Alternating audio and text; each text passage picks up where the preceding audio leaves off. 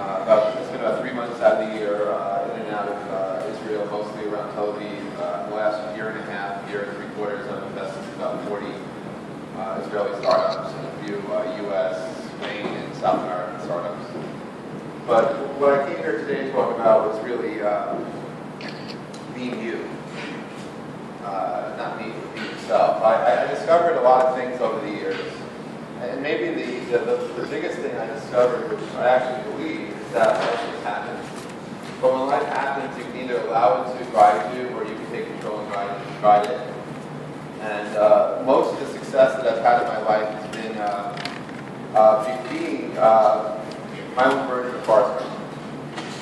And I mean that in a very polite, meaningful way, in the sense that nothing that I'm successful from I went to school for. Nothing that I'm known for did I learn through education. I may have done other things that got me to that, to give me a background to see stuff, but really for me, most of my success came from listening to myself and not listening to anybody else. So if you're looking for advice, I'm not going to give it. Other than for you to find yourself and to discover the magic that makes you you. My background, I'm going to go a little personal here just to share some context. Because if you don't know me, I don't know if any of you have actually heard me talk before, so you probably don't know me. I did accidentally discover voice over IP, and if any of you have ever used Skype or Viber or any kind of technology or GoToMeeting or anything which allows you to communicate on the internet, I'm indirectly responsible in some way for why that happens. Also, 10 years ago, in February 2003, I went to Washington with an idea, and a year later I ended up with a law that still stands that allows that type of communication to exist today. But when I was 9 years old, I was growing up in Queens, in New York City, and I was pretty lonely.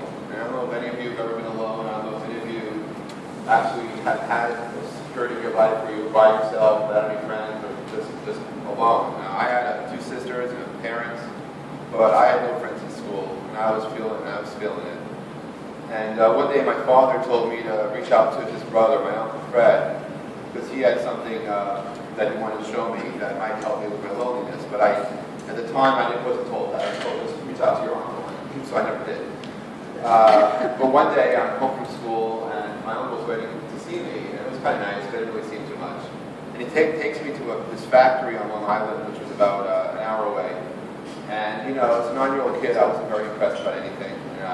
I go on this factory tour, and of course, everyone was being very nice to my uncle. It's his factory, and these people were being fine. But the coolest thing for me was when I went into my uncle's office. In his office, on his desk, he had this big box, big square box.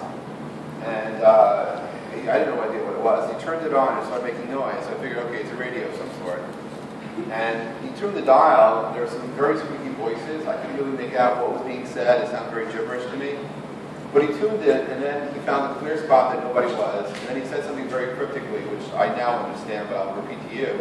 My uncle said, CQ, CQ, this is K2QQ, I'm calling CQ. And he paused, and he said, CQ, CQ, this is K2QQ, I'm calling CQ. When my uncle let go of the microphone, there was a roar of voices waiting in queue to talk to my uncle. And for an hour, I was mesmerized, listening to my uncle repeat to everybody that his name was Fred, that he was in Farmingdale, New York, and he gave a signal report of how strong the person was. And he spoke in English to people all over the world. And I was amazed that people spoke English from all over the world, and I was amazed that they actually wanted to talk to my uncle. But what I realized at the end of this, after sitting there for an hour, what I realized is that my uncle had the cure for loneliness. And all I had to do was to take this box out of his office, put it in my bedroom, and I would never be alone. So I thought. So, and imagine if you had to, before you went on the internet, you had to take a test, that you had to pass a series of examinations to qualify you to communicate with people on the internet. The internet would be kind of different. Well, in the world that I grew up, in order to have this radio, this is known as a ham radio or amateur radio. Ham radio operators are basically pioneered radio and TV as you know it today. The core technologies that hams have played with many years ago laid the foundation to some of the digital communications we just take for granted. And ham radio operators are also were sort of born into emergency communications. When all else fails, ham radio is always there, always has been, and hopefully hopefully will continue. But for me as a kid, I wanted this radio, and I'm obsessive, very obsessive. But I don't like the word no. I think no is on, just upside down. And so I was very much, trying to figure out how to get this radio license. But I was 9 years old, and for me, I had to study. Unfortunately, I had to teach myself college level physics, and I had to teach myself Morse code, which I thought was really silly. And then I had to teach myself all the rules and regulations to be a ham operator. And there's a lot of that. But anyway, so it took me a little bit of time. It took me from being 9 to 12 and a half, because I studied, I tried. And when I was 12 and a half years old, I finally passed the test. And trust me, once I had my license to talk, my license to communicate, I never shut up. I spent the next 10 years in junior high school, and college on the radio probably 40, 60 hours a week.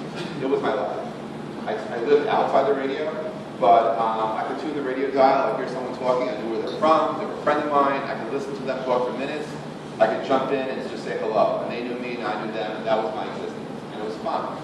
It was a little surreal in the sense that I really didn't meet many of these people, but to me, there were voices. K2QQM, by the way, is my uncle's ham radio call song given out by the Federal Communications Commission. And it's like a social media identifier. It was his. I'm WA2POT. And this is how I existed for a long time. And, the trouble or the challenge, of course, was that not only was I ham operator, but I was still kind of uncomfortable with being myself. And I had no social life even in high school, but I love music.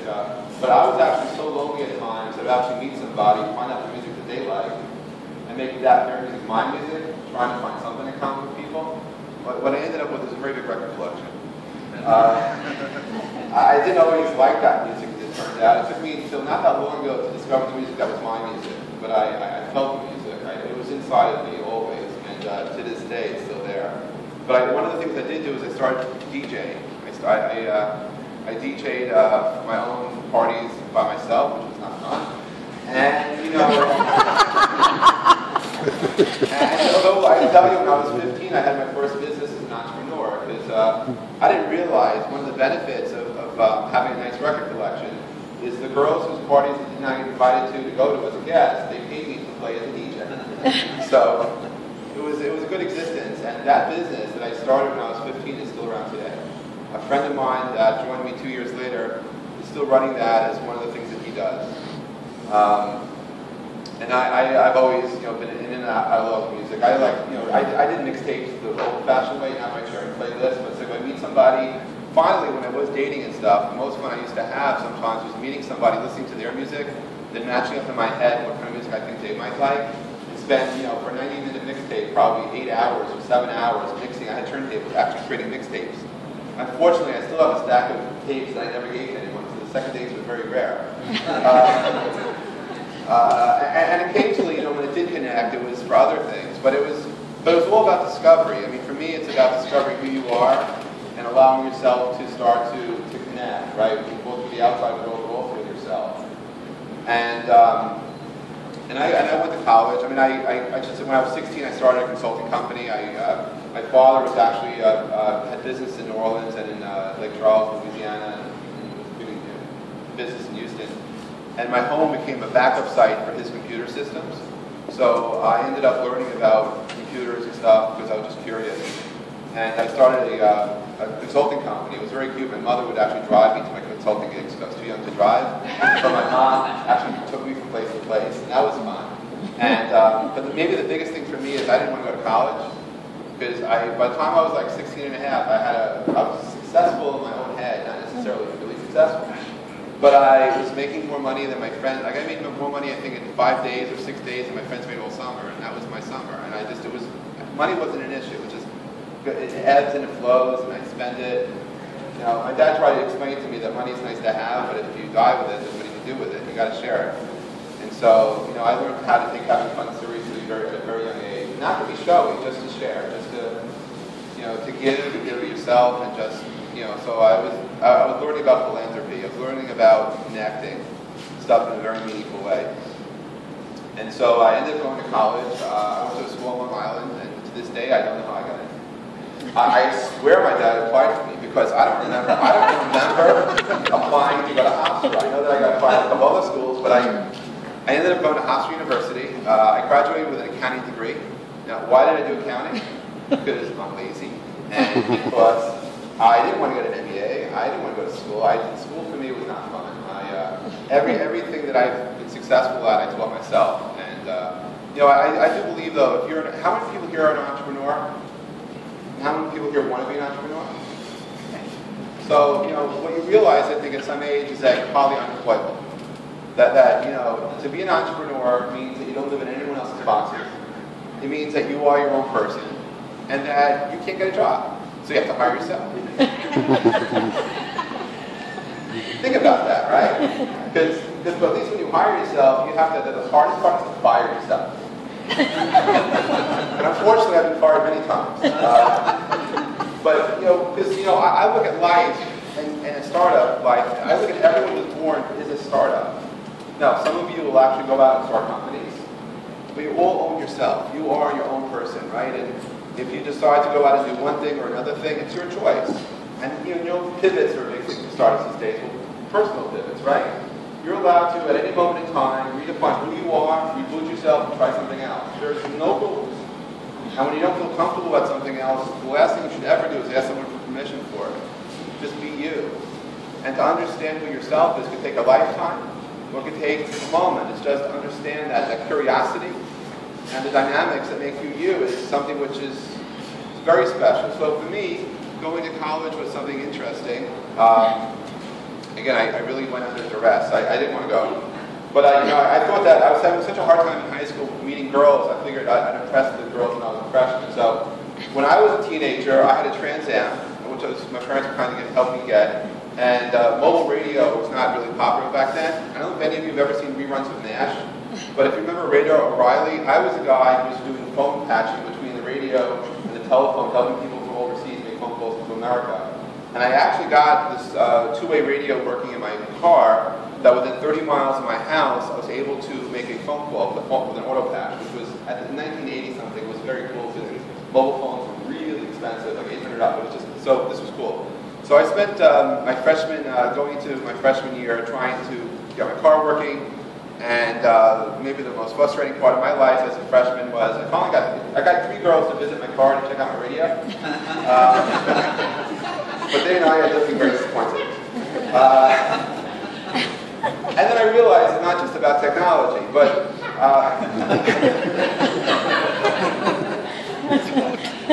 digress. So for me, I go to school, I get an accounting degree, and today I'm very happy to say I'm a gainfully unemployed accountant. I must have learned something as an accountant, but that I don't want to be an accountant. And I learned that it's okay to be you, right? And so I ended up doing consulting work, and different things happened. And it turns out learning calculus in school is good because, but I didn't study calculus though. I teach that to myself too because after accounting, about 2 years. And any of you know anyone who's an accountant? So the one thing in New York about accounting is that apparently it's paid slave labor. That's called tax season, and from like January to April, they expect you to work 70, 80 hours a week, as if it's no big deal. And I just didn't like that idea of being indebted to somebody just because I chose the wrong accounting degree, the wrong degree. But I tried that for a while, and I got bored. So while I was working for this accounting firm, I started a software company called Spreadsheet Solutions, which, if any of you know finance, ever seen an antique known as an HP-12C financial calculator. What I did back in the days of Lotus 123, I actually emulated the HP-12C calculator in a spreadsheet, and it was kind of cool. And then I rewrote the time value money function for Lotus by writing add functions, which I didn't know anything about assembly language programming, but again, you can teach yourself anything, right? So I did.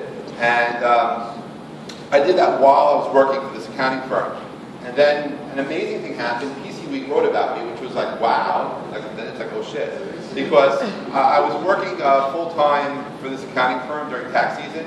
And after putting in like a 75-hour work week, I took a day off on Monday. And that's when this issue of PC Week came out. and I hired an inbound marketing firm to take orders for this product that I just invented. And unfortunately, one of the managing partners of the firm read about this product, what it would be great for the firm to have, and found out that the only person they had to talk to was a guy named Pulver, and he's not available right now, but he will take a message and have to get back to you. Whoa, talk about being outed. So I ended up going to work the next day, and it was like going to a firing squad, and I was being accused of all these things, which made me really upset because I did develop this software, but on my own time, on my own computers, and I thought my life would be different because I'm going to just do this, and I had ideas. Anyway, once the managing partner found out that I had a business plan and projections to do this, I ended up with 23 partners. For 7 years, I ended up being in the software publishing business, and what I ended up becoming was an expert in fixed income mathematics because I found out that people who use HB12C calculators use it also for bond mathematics. And so I ended up working on Wall Street. But it was the last time in my life I ever wrote a business plan, and it was the last time in my life I ever did projections. I don't know if any of you have ever actually have tasks where you have to write business plans. That's an intelligence test. You can fail it, it's okay. And projections, that's fiction. That's the best fiction in the world. I mean, come on. I mean, the best thing you can ever do with your projections is look at what your expenses are. You have no idea what your income is. Even in the days of real estate, when you have triple net leases, people default on everything these days. So, no. So, and business models, give me a break. I don't know if any of you get coaching or coach other people, but I believe that business models corrupt startups. Now, you should be smart enough to figure out what you want to do. You don't have to tell anyone. And you have to give yourself the latitude to learn, because learn to make good mistakes. Because a lot about what we do is discovering ourselves, discovering who we want to be and what we want to be. It took Google over 2 years to figure out what business they were in.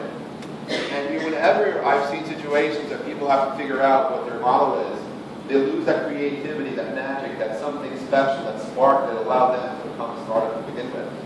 And I apologize for cursing a little bit, but I'm going to just give you some keywords. When I look at startups, the faces of businesses, and I don't use the abbreviations, but you have to understand how it works. How many people here are trying to raise money these days for their startup? Some of you?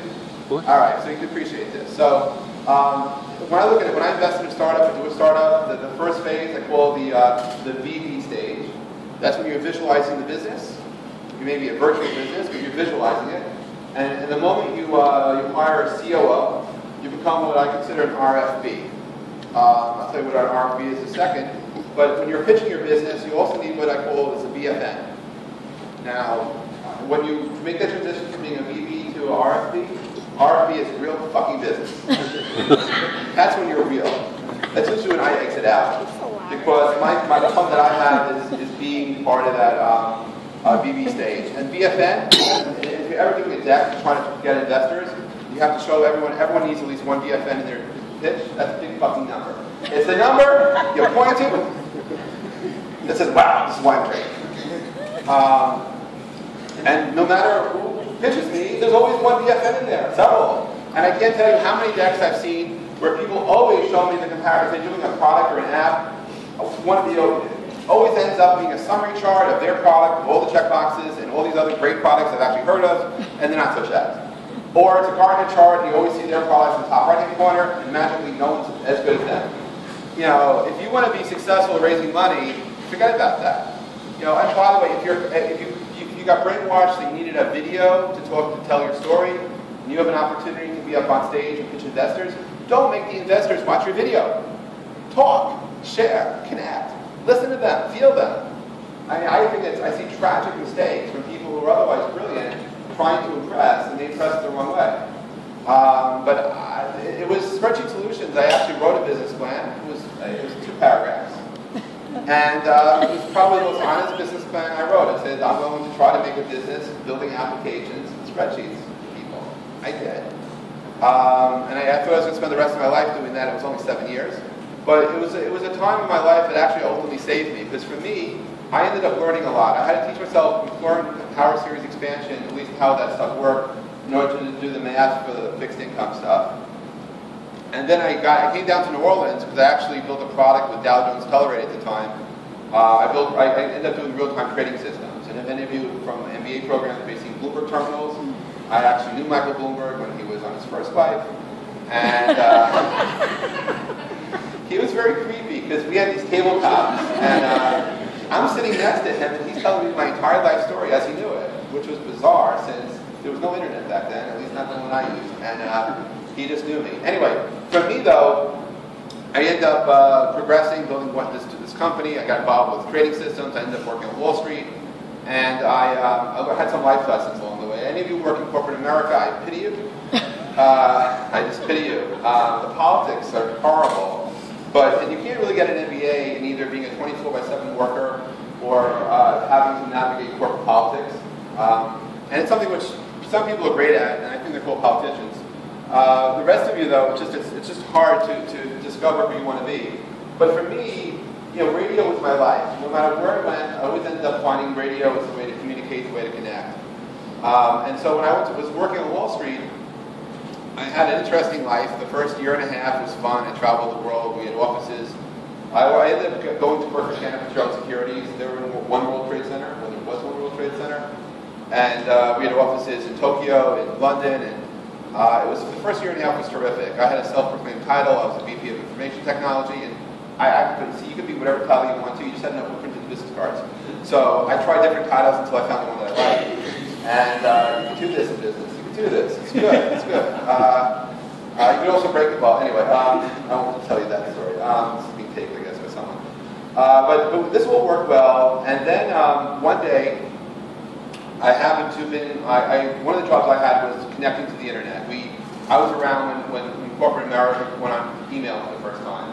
And if any of you are dealing with social media today and social media policies, you think they're crazy, you should see the memos that I saw when my company first went on email and who was allowed to send an email from a company domain. It was nuts.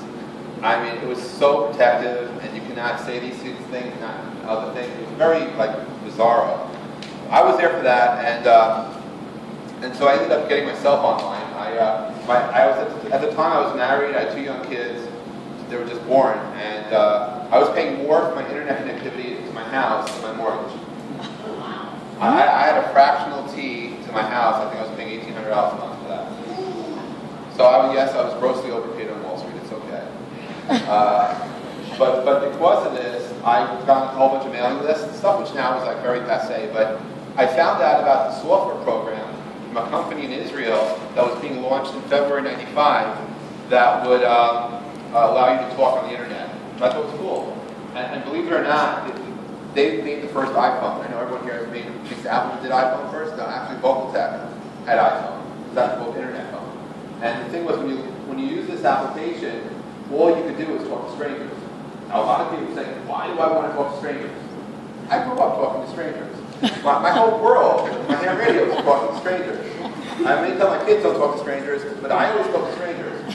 So on February 12, '95, when Vocaltech launched its iPhone on the internet, I download this. And an amazing thing to me was about 20% of the people who were online using this application, they had ham radio call signs as their IDs. So I saw people from around the world. I knew where they were from because inside your call sign, embedded is your geography. It's the same geography coding they use on airplanes and boats and other things. So I saw people from all over the world right there, and I just followed it on WA2BOT. What I discovered in that day is I never had to have to pay for a phone call ever again in my life. Because what I realized was that voice was an application. It was no longer a service. Game over. It took a few years for that to actually happen. But the idea that I don't need a service provider other than internet access to allow me to communicate with somebody, that was a game changer. And I got obsessed. Did I mention I got obsessed about things? So I got obsessed. And so I download this, I start talking, and as a ham operator, there are lots of things I do naturally. As a ham, I build community from the bottom up. It's just I never took any courses on it. I just did all this. I created a mailing list immediately for people who used iPhone. To my utter amazement, within a few weeks, we had several thousand people reading this and asking me questions as if I knew what I was doing. Now, I will mention to you once again that I believe I am a modern-day Forrest Gump. And I mean that in the most loving kind of way, because I have no background in telecom. At least I did. I have no background in communication, but I'm a consumer. So when people from around the world start asking me questions about this or that, I say my answer. somebody asked, is it possible to interconnect a telephone and a computer? And, you know, meeting the greater O'Reilly, I said, sure. And, you know, a month later, I launched what became very disruptive, something called free world dial-up. I found a way, because even though these girls, I got humiliated in my Trans Am with this phone patch back to the radio, I dusted it off 15 years later, connected it to my computer, and it worked. And what I started was the first worldwide network that allowed people from around the world to call each other and make phone calls to each other's computers for free. Now this was a time back in 95 where I had no business model, I had no projections, but oh my God, I've never had more publicity in my life than I knew what to do with. It was crazy. I mean, I was on the back pages of all the newspapers of the world. It was just like nutso. I remember having a big fight with my dad in November, Thanksgiving '95, because the Sunday Times of London, I was so proud. We had an office in London, and you have a Sunday Times, and in your office, I had it, showed it to him. He made him angry though, because his front page was about Bill Gates and the road ahead. On the back page was about free world dial-up, the threat to British Telecom, the future of British Telecom. And I was laughing my ass off. I thought this was really funny. My dad saying, well, now's the time to cash in. Now's the time you should actually make money with this. You have to, you know, embrace this and do this. And I told my dad, who passed away in '98, I said, Dad, I will, but not now. And he got really angry with me. But what I didn't see coming was in March of '96, 300 phone companies from around America went to the Federal Communications Commission and filed a petition. They asked for the sale and use of internet telephony software like iPhone to be banned in America. And the people who made the software to be regulated as phone companies. And I thought this was funny. But to my utter amazement, hundreds of people over a few-day period sent me messages, what am I going to do about it? Now, I'll remind you, I am not a politician. I have no standing in Washington. I don't know anything about telecom. So what did I do? I went to my mailing list, and 10 days later, I created, oh, by the way, it turns out on the internet, you can make up words.